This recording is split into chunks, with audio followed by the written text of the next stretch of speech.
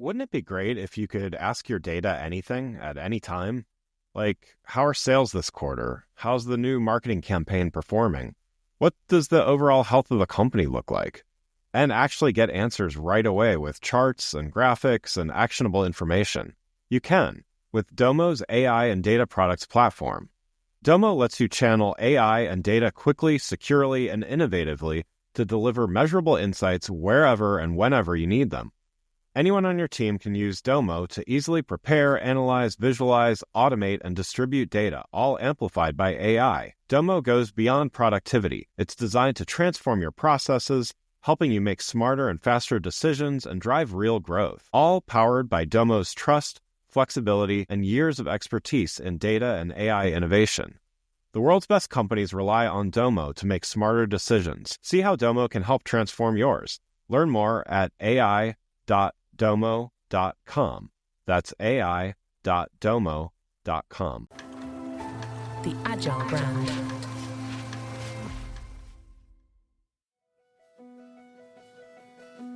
Welcome to Season 6 of the Agile Brand, where we discuss marketing technology and customer experience trends, insights, and ideas with enterprise and technology platform leaders. We focus on the people, processes, data, and platforms that make brands successful, scalable, customer-focused, and sustainable. This is what makes an Agile brand. I'm your host, Greg Kihlstrom, advising Fortune 1000 brands on MarTech, marketing operations, and CX, best-selling author and speaker. The Agile Brand podcast is brought to you by Tech Systems, an industry leader in full-stack technology services, talent services, and real-world application. For more information, go to teksystems.com. Before we get started, I wanted to let you know that my latest book, Priority is Action: 7 Principles for Better Strategies, Decisions, and Outcomes, is now available. In it, I give ideas and insights for leaders and teams that need to make meaningful progress on their priorities. After all, our priorities are what we do, not what we say we'd like to do. You can find Priority is Action on Amazon or learn more on my website, gregkihlstrom.com. Now let's get on to the show. Today we're going to talk about mixed reality, what it is, how it can be beneficial, as well as how learning from one experience in marketing can improve the next. To help me discuss this topic, I'd like to welcome Dave Kaufman, Senior Director, Global Marketing, VR and Metaverse at Meta. Dave, welcome to the show. Thanks so much for having me. Excited to be here with you. Yeah, looking forward to talking with you about this. So why don't we get started with you giving a little background on yourself as well as what you're currently doing at Meta? Yeah, absolutely. So I work in Meta Reality Labs, focused on the future technologies we're building around virtual reality, mixed reality, and the metaverse. I've been at the company for almost 7 years, which is a long time by tech standards and by Meta standards. But I've had the opportunity to really see these technologies and these big bets we're placing for the future go from being things in the periphery to really becoming the center of the company. So I'm quite privileged to get the chance to lead the marketing teams that work on all of this incredible technology, and excited to bring it forward into the future. Great. So yeah, let's get started by talking about mixed reality, what it is, how it can be beneficial, and how it promises to make VR more accessible. So first, for those less familiar with the term mixed reality, how do you define it? How does this compare with things like virtual reality, augmented reality, and any other terms? Yeah, I mean, one of the big challenges for my role is getting past the jargon into the experiences. So it's a great Right. place to start. So to give you the rundown, virtual reality is technology that lets you be fully immersed in experience and transported somewhere else. So for example, you might be sitting in your living room in Kansas City, put on a VR headset, and then be on a rocket ship orbiting Mars. So you are in a fully different world, a fully different space. You have a sense of presence as if you are somewhere that you are not. So that's VR. Augmented reality is technology that lets you overlay digital elements into the real world. So you've probably used a face filter on Instagram or Snapchat. You might see on Amazon when it says, see this product in your space, and you can kind of see it projected through your phone sitting on your counter. That's augmented reality. And that is where you are seeing digital objects in your space, but you're not able to really interact with them. They're just kind of floating there or overlaid there. Mixed reality gets interesting because it's where digital objects aren't simply projected in your space, but they're things you can interact with. So, for example, instead of, say, sitting on a rocket ship in VR or seeing a toy rocket ship projected in front of you on your phone in augmented reality, in mixed reality, that rocket ship could land on your coffee table. It could bump into your wall and crack it. You could pick it up and take the top off to look inside it. It's really turning, things that we've only previously seen in science fiction into the real world, where digital objects are things you can touch, hold, play, and interact with, and have them interact with your space as well. So it's, still doesn't do it justice to speak to it, but the first time you put on a Quest 3 headset and see things come to life in your actual space, it's quite a jaw-dropping experience. Nice. Yeah, no, that I think that definitely helps. And that kind of speaks to, next question is, definitely the market is growing. There's a lot of movement in it and a lot of growth, but there's still some that aren't adopting it, some late adopters as well. Does mixed reality play a key role here in demonstrating its accessibility? Maybe, whether it's between VR and AR, or how do you see mixed reality playing here? Yeah, I think it's a great question, and accessibility is exactly the right word. I think that it is going to be a major catalyst for headsets and glasses and these types of technology really taking off and becoming a lot more mainstream. So the VR market has grown massively. The products are incredible, still obviously very bullish on VR.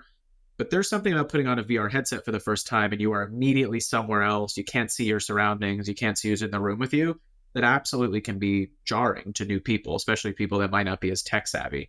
When you put on a Quest 3, a mixed reality headset, you're still seeing your same space in full color. You're seeing the people who are around you, but you now have the option to add digital objects into that space as well. So even for me, having obviously done lots of headset demos, seeing the difference in reaction for someone who spends less time with technology products or hardware products, put on a headset that just drops them into mixed reality, you feel a lot more grounded because you are still in your same space. So the accessibility part, I think, is one big side of it.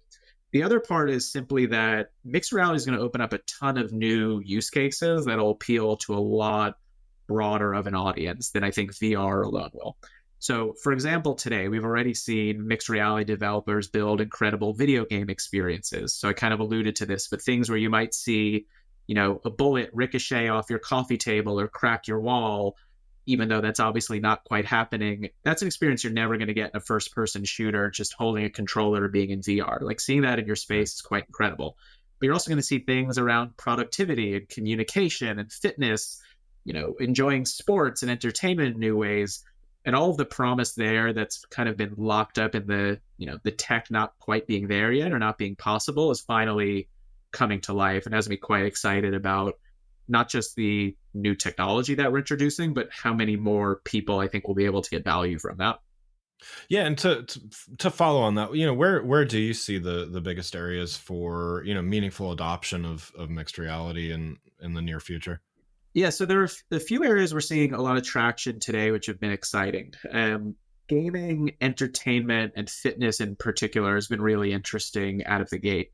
So gaming perspective, I kind of hit on, but bringing games into your space, and that might be as intricate as a first-person shooter or a more involved video game. But we're also seeing things like table games, like Demia, or people playing with Lego bricks on their table, despite it not actually being there and being digital. So that's been quite exciting to see. A second one is entertainment has been really interesting as well. So there's a great app that I love called X Stadium, where you can watch multiple NBA games at once or multiple sports events at once with different virtual screens that are projected into your space. So you might be on the road taking your headset, and obviously you're not packing 4 screens with you in your bag. And you see that people are now able to almost bring, a 100-foot screen on the road with them to enjoy movie or sports games or whatever they might spend their leisure time on. And then lastly, fitness has been quite interesting as well. We've seen developers building, literal personal trainers that are now in your space, even though they aren't there in the real world, and allowing you to train with a personal trainer at home and have these unique fitness experiences you wouldn't be able to have. So those 3 out of the gate have been quite interesting. In the longer term, there are 3 additional that I'm quite bullish on as well. One is productivity and like business use cases. in the short term, someone being able to bring their monitors on the go with them is quite interesting. In the medium and longer term, not being locked into 2D screens, but being able to look at a model of a building if you're an architect all together in mixed reality, even if you're in different spaces, or being able to not be locked into the rectangles on a Zoom screen becomes quite interesting. So that's one. Another is education.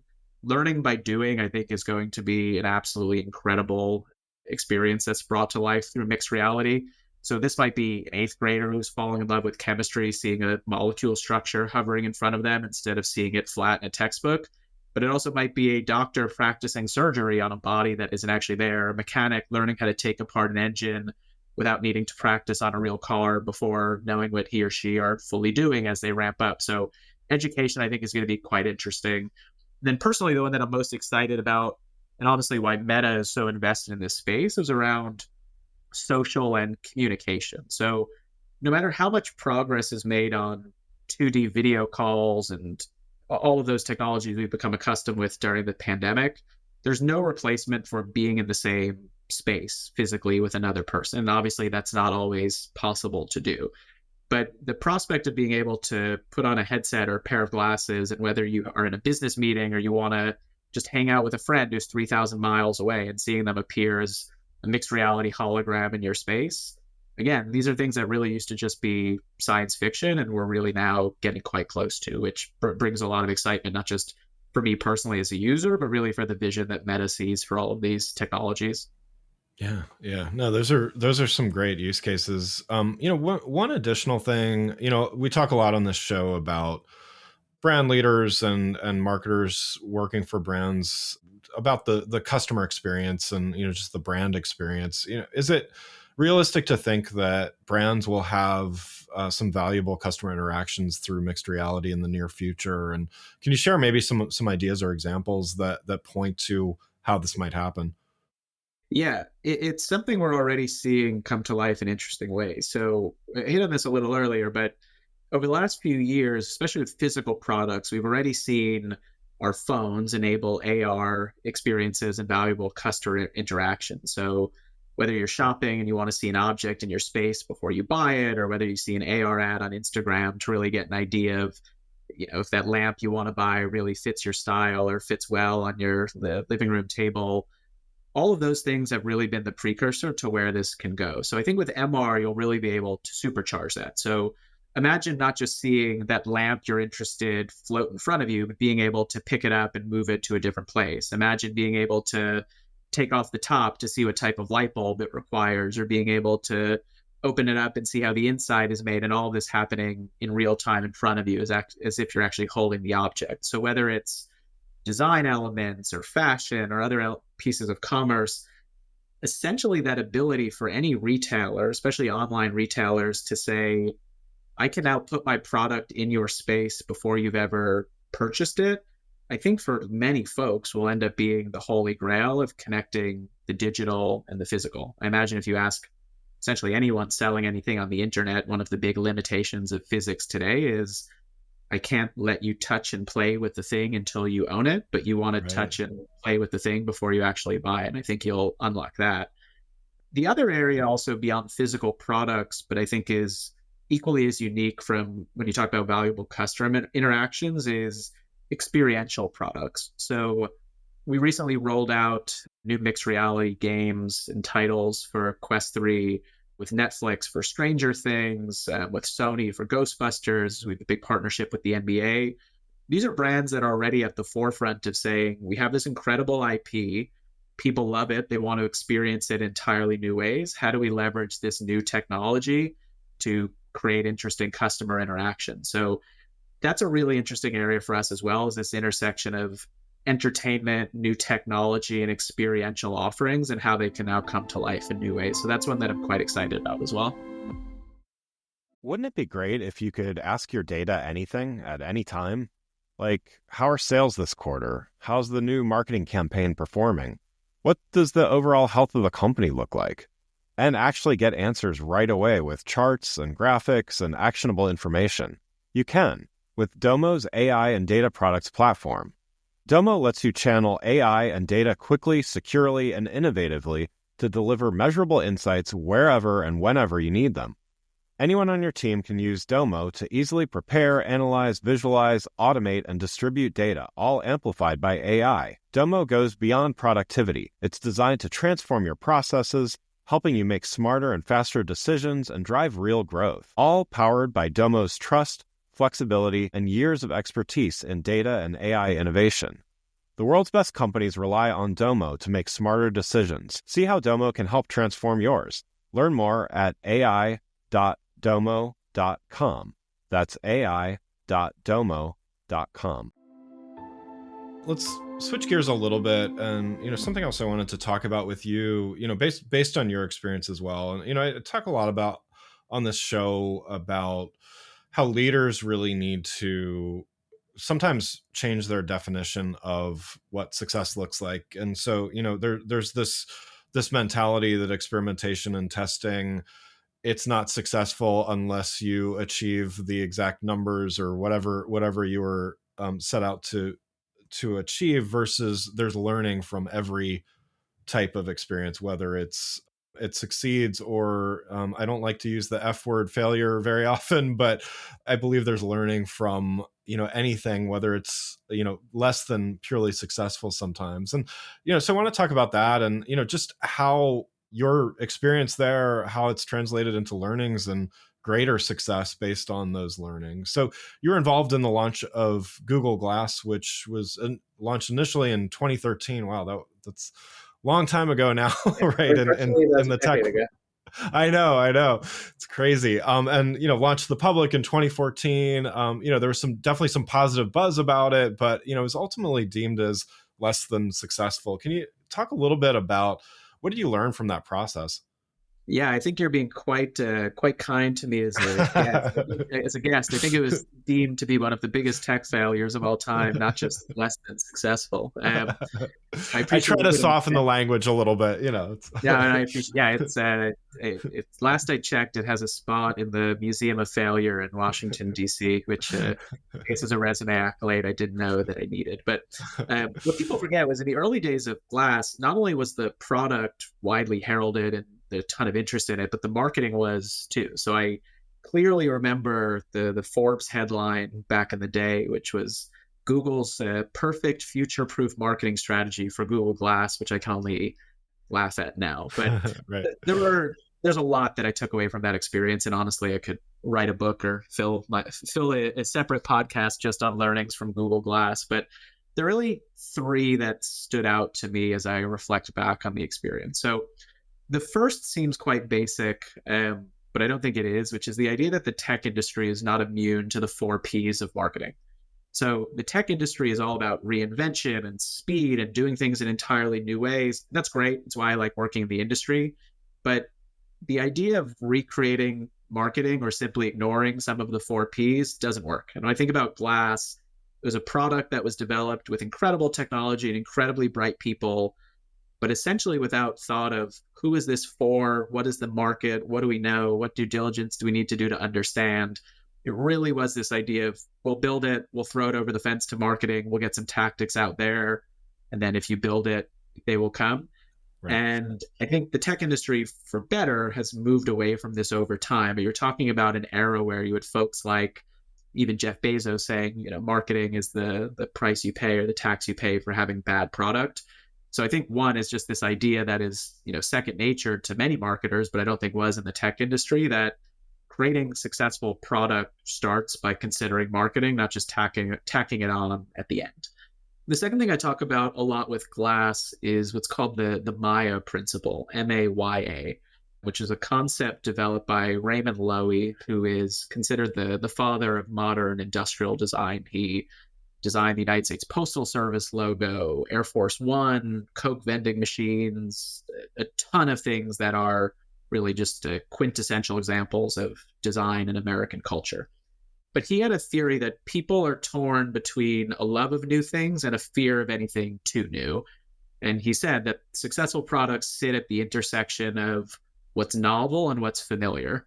So he really pushed that when you are shipping technology or shipping any product that is just entirely new, you need to find a way to make it feel accessible and expected and not alienating from what people have come to expect. So the iPhone is a great example of that. The first smartphone wasn't foldable with a touchscreen and 4 cameras and a fingerprint scanner. It was really Right. a natural evolution of the iPod and how you interact with it, what it looked like, the shape, how you carry it. And that's a big part of why the iPhone was successful.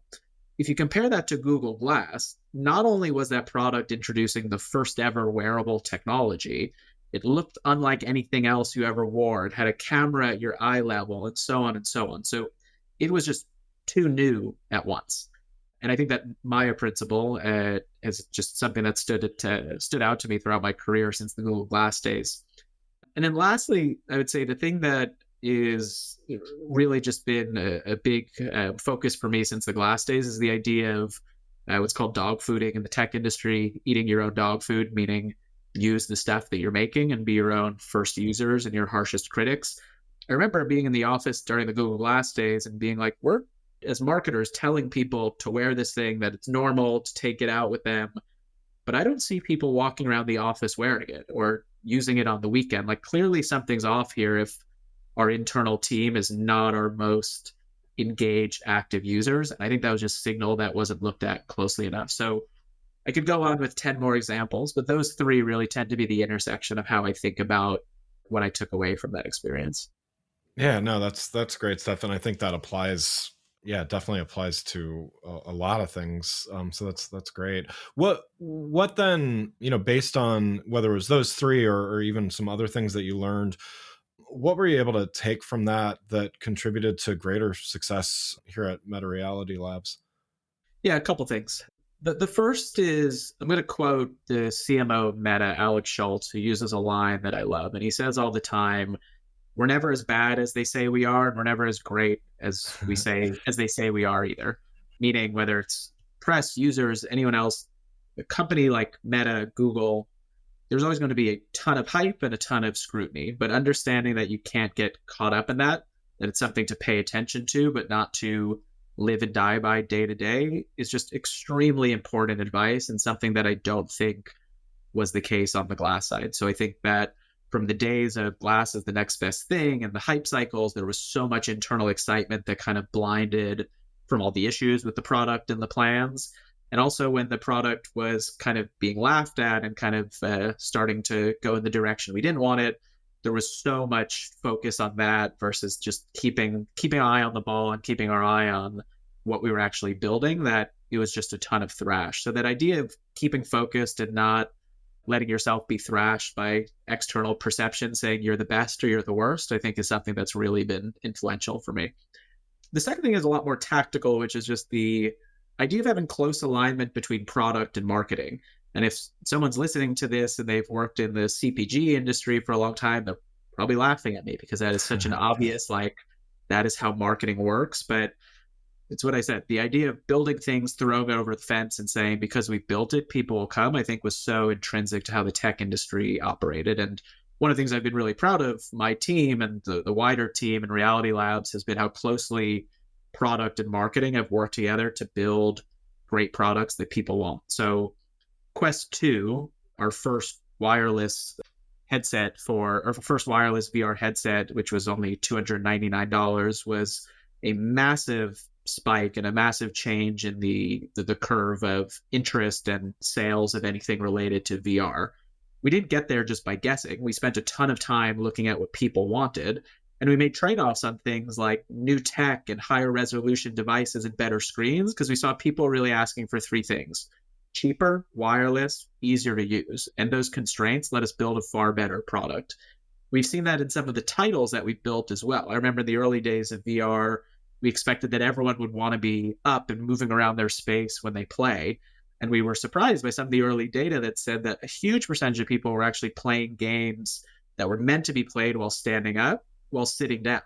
And that's an insight that led to a game called Phantom Covert Ops, which was a first-person shooter game, but the shooter was in a kayak, which lent itself very well to people sitting down.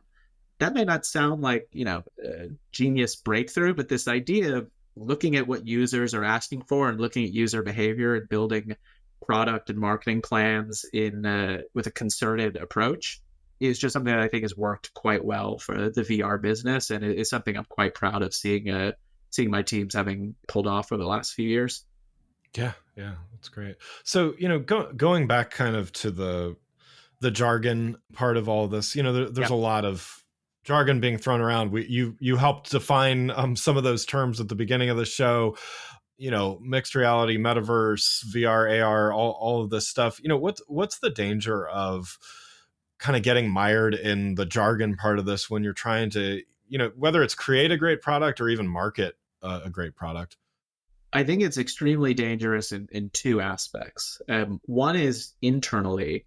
I often find myself saying to my teams, the only people who are going to understand the degree of debate or the degree of detail we're discussing right now are the people in this room.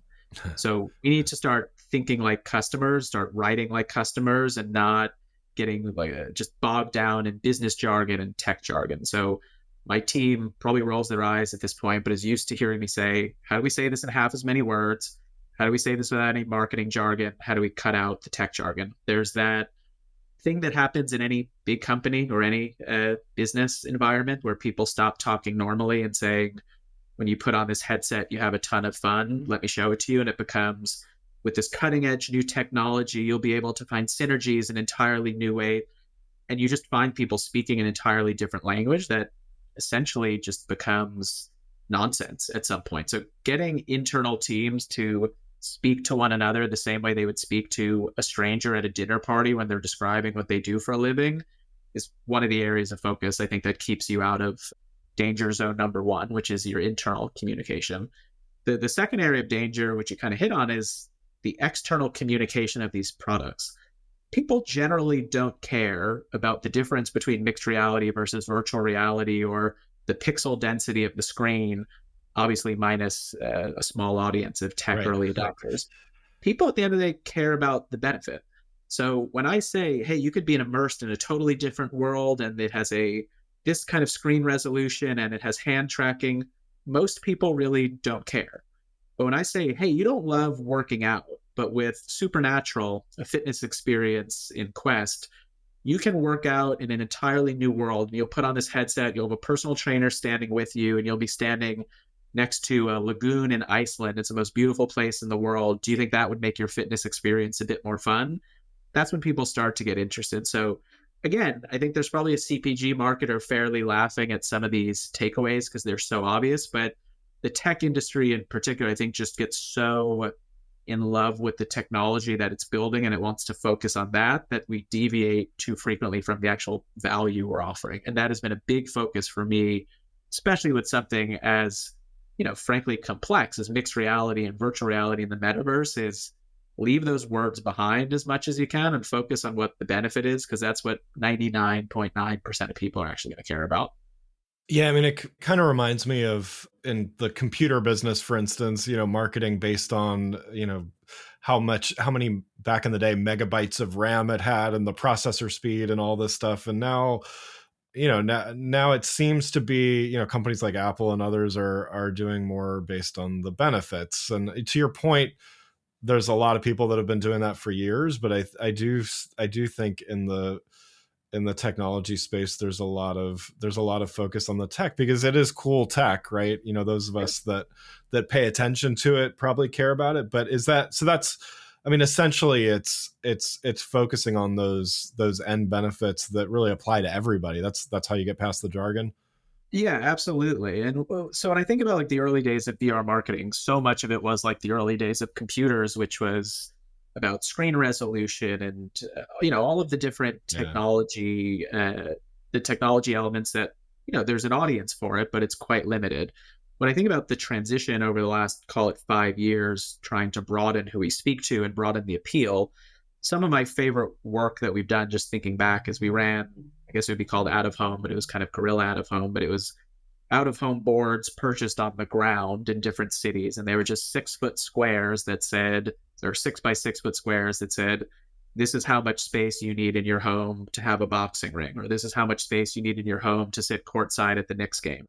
And it was a very simple way of saying, if you have 6 feet of space in your home, there's an entirely new world of experiences open to you. And it was quite a simple execution, but something that just really moved away from, for one of the first times, from speeds and feeds and tech features to very clear value, kind of delivered in a fun, hopefully creative way. Yeah. Yeah, that's great. Well, Dave, thanks so much for joining the show. One last question before we wrap up here. So you've given a lot of great insights already. Where do you realistically see mixed reality at, let's say, same time next year? So this episode is airing at the beginning of 2024. So, in about a year's time, are we expanding current technologies? Is the audience growing and expanding? Use cases expanding? All of the above? Where do you see things kind of going over the next 12 months? Yeah, we are very much in the home stretch of the most exciting and most anxiety-inducing time of the year for me, which is seeing how many people over the holiday season put a Quest 3 under their tree or in their gift pile. So very much looking forward to seeing it as well. I think it's going to be three things. I think we're going to see doubling down on the things that are already showing early traction. So gaming in particular, I think we're going to see a lot of interesting innovation around how people bring games to life with mixed reality technology. The second is, I think we're going to see a lot of new innovation as well around fitness, media consumption, and then presence and communication, which I kind of hit on a bit earlier. But I think especially as the audience for these products gets a lot wider and there are simply just more of them out in the world, I think that these use cases in particular are going to attract a lot of developer interest. And then the third is really a cop-out of an answer, so forgive me for ending on that note. But the thing I'm most excited about is what I think developers will push on, which are the things we can't even think about today. So when you think about any platform, the personal computer, the iPhone, the iPad, now virtual and mixed reality, when you look at the first experiences that came out versus what developers ended up building, and you say, how did we possibly get here? It's incredible. I think we're just at the precipice of that with VR and MR. My hope is a year from now, if we're chatting at the end of the year to talk about how these predictions came true, is that we're going, never in a million years would I bet the developers would have so much success with blank, but here are 5 examples of how they've built that. So creativity of the developer community continues to be the strength of our business, and excited to see how that comes to life as well. That's great. That's great. Well, again, I'd like to thank Dave Kaufman, Senior Director, Global Marketing, VR, and Metaverse at Meta, for joining the show. You can learn more about Dave and Meta by following the links in the show notes. Thanks again for listening to The Agile Brand, brought to you by Tech Systems. If you enjoyed the show, please take a minute to subscribe and leave us a rating so that others can find the show more easily. You can access more episodes of the show at www.gregkillstrom.com. That's GregKihlstrom.com. While you're there, check out my series of best-selling Agile Brand guides covering a wide variety of marketing technology topics, or you can search for Greg Kihlstrom on Amazon. The Agile Brand is produced by Missing Link, a Latina-owned, strategy-driven, creatively fueled production co-op. From ideation to creation, they craft human connections through intelligent, engaging, and informative content. Until next time, stay agile. The Agile Brand.